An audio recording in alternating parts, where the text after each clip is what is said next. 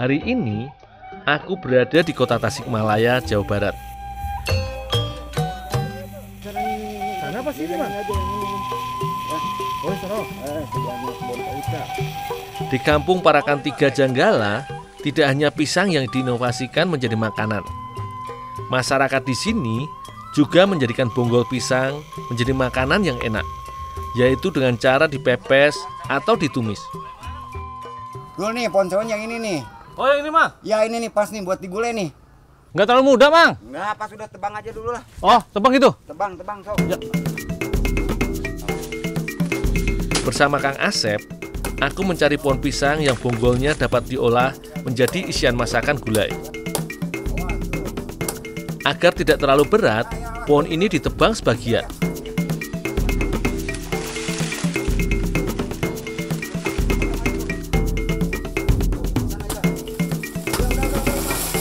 Bonggol pisang adalah bagian terbawah dari pohon pisang, sehingga aku harus menggali tanah terlebih dahulu untuk mendapatkan bonggolnya.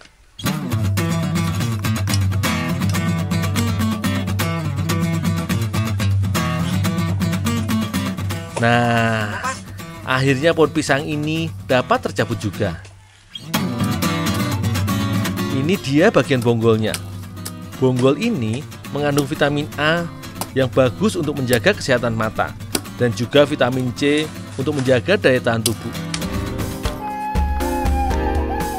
Agar lebih enak, Kang Asep akan menambahkan pisang muda sebagai isian gulai bonggol.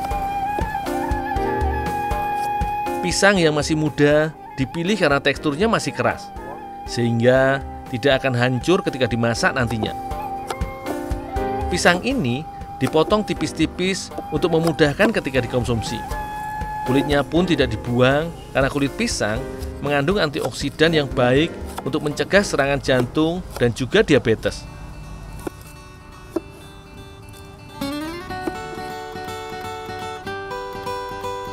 Sementara itu, aku membantu Kang Asep untuk memotong bonggol pisang agar mudah dikonsumsi. Ini irisannya tebal apa tipis, Bang? Tipis aja lah. Tipis aja? Ya, biar cepat empuk. Oh, iya, Bang. Tanya hilang. Ternyata, bonggol pisang ini juga mengandung berbagai zat yang baik untuk tubuh. Salah satunya adalah zat serotonin yang dapat meningkatkan suasana hati, menambah nafsu makan dan tidur, serta mengatur gerakan pada usus. Dulu nih kasih garam, cuci ya, aduk-aduk. Nanti kalau udah bersih kasih ibu biar dipasak. Oh, iya, Bang. Setelah dipotong tipis-tipis, bonggol pisang direndam agar tidak menghitam. Aku menambahkan garam dapur untuk menghilangkan getah yang ada terkandung pada bonggol pisang.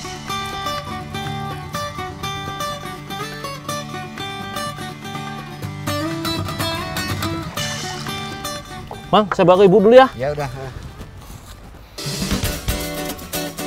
Teh Dela telah menyiapkan bahan untuk membuat gulai. Rempah-rempah yang dibutuhkan antara lain bawang merah, bawang putih, cabai, lengkuas, kunyit, jahe, lada, dan ketumbar. Semua bahan dihaluskan dengan menambahkan garam.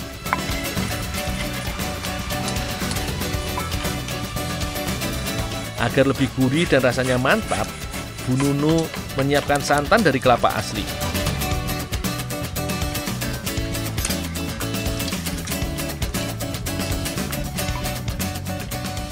Bu, ini Bu, bonggol pisang sama pisang mudanya Bu, udah dipotong-potong? Oh, iya. Udah pakai garam belum, Dul? Udah Bu? Oh, kalau udah langsung rebus, Dul. Oh, iya Bu. Waktu yang dibutuhkan kurang lebih setengah hingga 45 menit.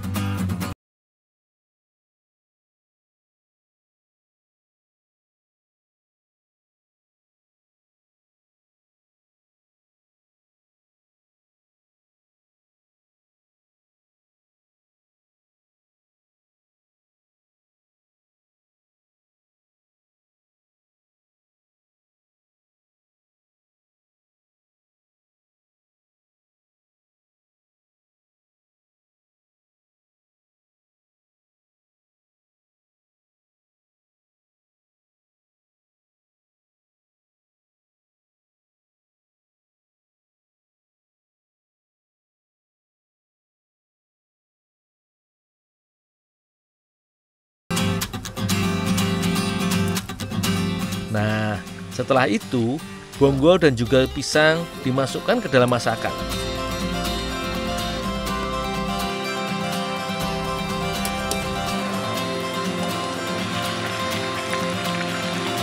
Agar masakan lebih enak, ditambahkan juga irisan gula merah, serai, daun salam, dan juga cabai hijau besar.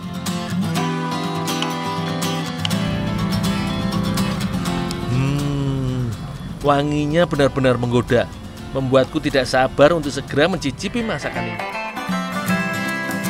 Gulai bonggol pisang pun sudah siap untuk disantap. Makanan ini pas sekali untuk menjadi pendamping nasi untuk makan siang. Teh, yang banyak teh. Mumpung masak banyak nih ibu nih. Rasa gurih dan pedas menyatu sempurna pada kuah gulai. Tekstur bonggol dan pisangnya empuk, sangat pas di lidah. Rasa tawar pada bonggol dan juga pisang tertutupi oleh rasa bumbu gulai yang enak. Sedap sekali. Bonggol pisang bisa menjadi alternatif makanan.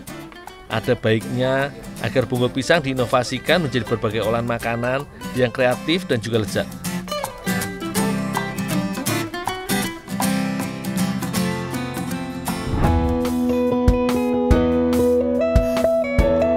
Keberadaan situ Bagendit di wilayah Kabupaten Garut merupakan berkah tersendiri bagi warga yang tinggal di sekitarnya sebagai sumber kehidupan. Selain dikenal sebagai tempat wisata, danau yang terdapat di Kampung Jolo, Desa Sukaratu, Kecamatan Banyuresmi ini juga berfungsi sebagai sumber pengairan lahan pertanian serta penyedia kebutuhan ikan air tawar untuk keperluan konsumsi sehari-hari. Meski potensi kekayaan alam dari danau yang berlokasi di pusat kota Garut ini cukuplah berlimpah, namun situ Bagendit juga tidak luput dari permasalahan di sejumlah danau yang ada di wilayah Indonesia, yaitu dikuasai tumbuhan eceng gondok. Bahkan pada kisaran tahun 2000-an, tumbuhan eceng gondok sempat hampir menutupi seluruh permukaan danau yang memiliki luas areal sekitar 125 hektar ini.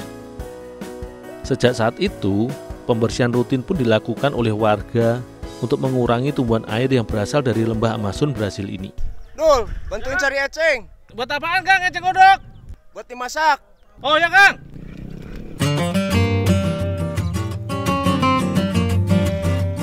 Habitat tumbuhan yang hidup di perairan dangkal dengan arus yang relatif tenang seperti rawa-rawa dan danau ini dikenal memiliki pertumbuhan yang cukup pesat.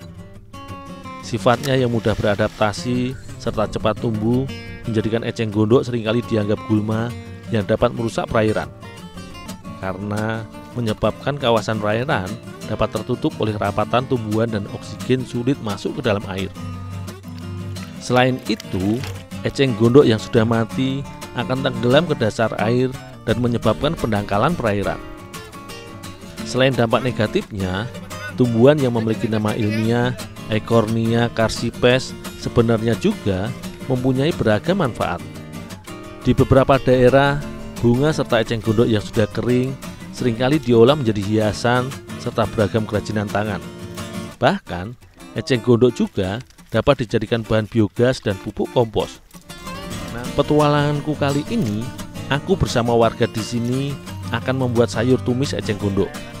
Sebelum membuat tumis eceng gondok, aku membantu Pak Mansur untuk mencari daun eceng gondok. Daun eceng gondok yang dapat dijadikan sayur haruslah yang masih muda. Karena daun yang sudah tua, teksturnya alot karena memiliki banyak serat yang liat, sehingga sulit untuk dikonsumsi.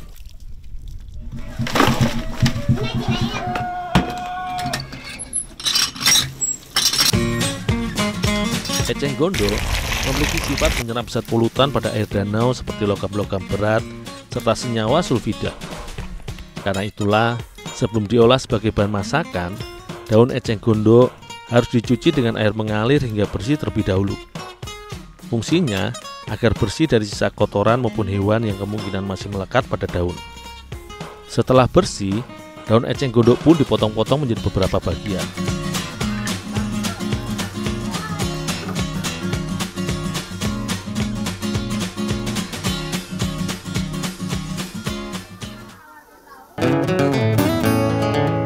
Berdasarkan penelitian, eceng gondok banyak mengandung protein dan juga serat kasar.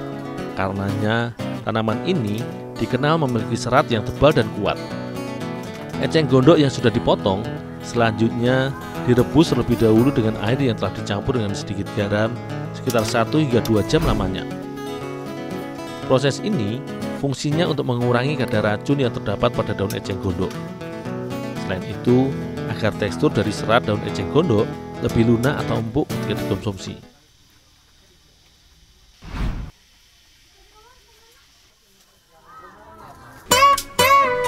Sementara aku merebus daun eceng gondok, Teh Rinrin menyiapkan bumbu tumis.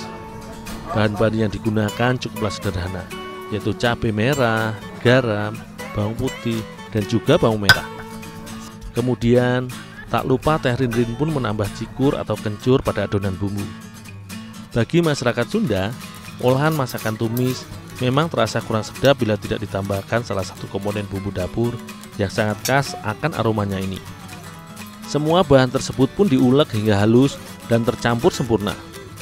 Teh Ririn pun menambahkan oncom serta tempe ke dalam racikan bumbu untuk dihaluskan dan dimasak bersama.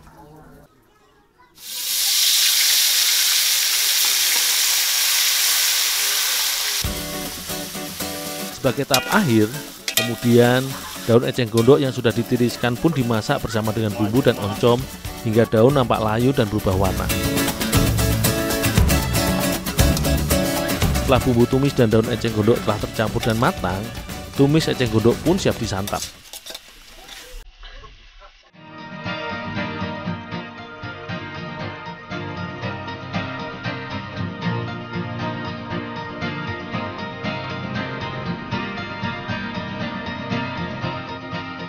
Sebagai olahan masakan, cita rasa dari tumis eceng gondok ini tidak kalah nikmat dengan masakan tumis genjer atau tumis kangkung.